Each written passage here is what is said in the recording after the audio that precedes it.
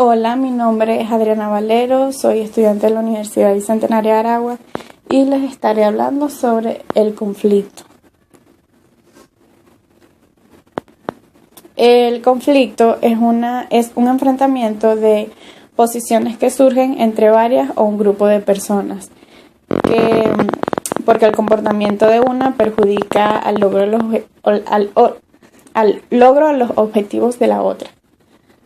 El conflicto puede definirse como diferencias incompatibles percibidas que resultan en interferencia u oposición mutua.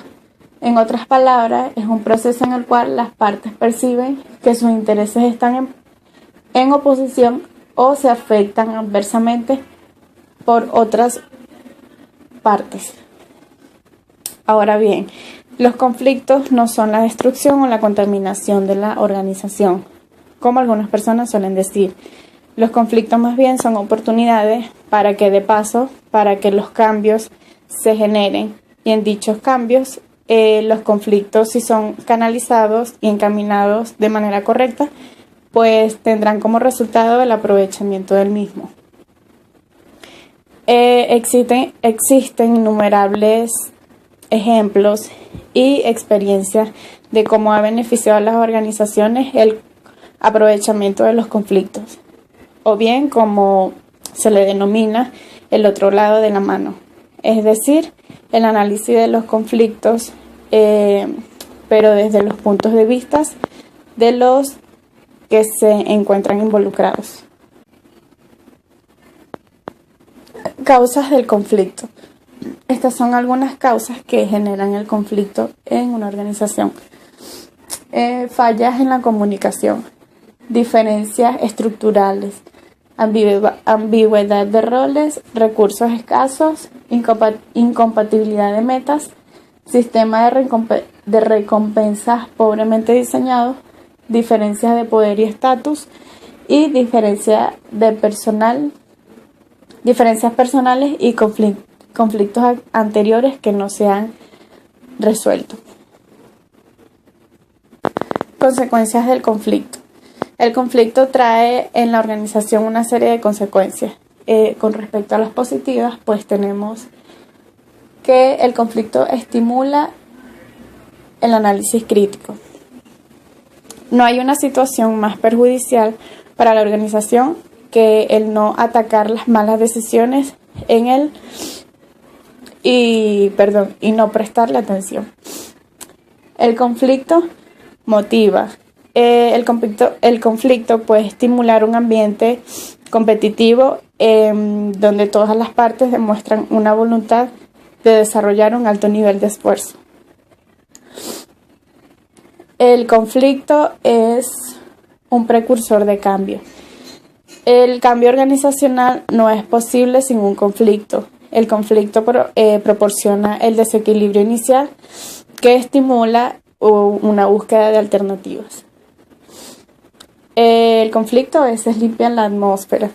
Algunos desacuerdos pueden permanecer olvidados en un estado lentamente y no expresado. Y por último, el conflicto genera cooperación. El conflicto y la competencia entre los grupos hacen que estos se unan más. Como consecuencias negativas tenemos que el conflicto estimula las emociones en vez de la razón. Es decir, la corriente de información en la empresa se reduce a medida que las partes en conflicto carecen de información. Interfiere con el funcionamiento normal de los procesos de organización. Esto se refiere a que destruye el funcionamiento uniforme de los procesos organizacionales y crea el caos y el desorden. Es ineficiente. Y por último, las reacciones humanas limitan el funcionamiento de la organización. Algunas de las típicas respuestas del comportamiento incluyen la frustración, la lucha interna, el ausentivo y la rotación del personal. Tipos de conflicto. Como primer tipo tenemos el intrapersonal. Este tipo de conflicto remite al conflicto interior de uno mismo. En diversas ocasiones nos debatimos entre aquello que queremos y aquello que debemos. Conviven en nosotros alternativas que se presentan como dilemáticas. Conflictos interpersonales. Se refiere a los cambios que existen entre dos o más personas porque existe un interés, necesidad, opiniones y valores opuestos, o bien aspectos socioemocionales que se le generan al conflicto. Y conflictos organizacionales son los conflictos que tienen lugar entre las diferentes áreas u objetivos aparentemente contrapuestos. El manejo de los conflictos por parte del gerente. Un conflicto bien manejado es la manera más usual en que las organizaciones procesan un cambio a nivel institucional, siendo los supervisores los responsables de manejarlo.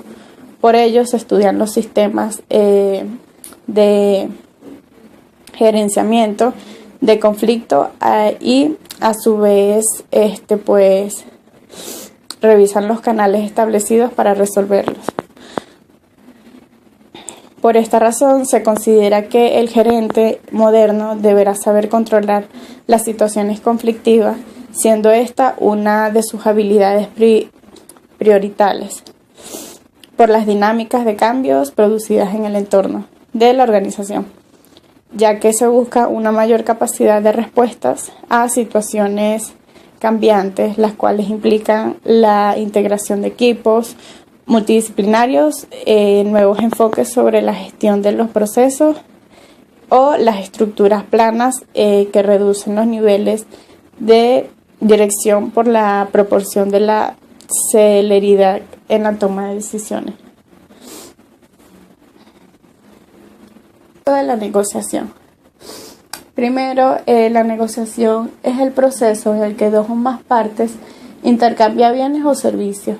En el caso del conflicto, se negocia la cesión de un porcentaje de los intereses en pugna, más o menos equivalente en valor, esfuerzo o sacrificio para ambas partes. Como uso tenemos no utilizar mensajes de recriminación o acusación y no hablar en segunda persona. Uso de la competencia.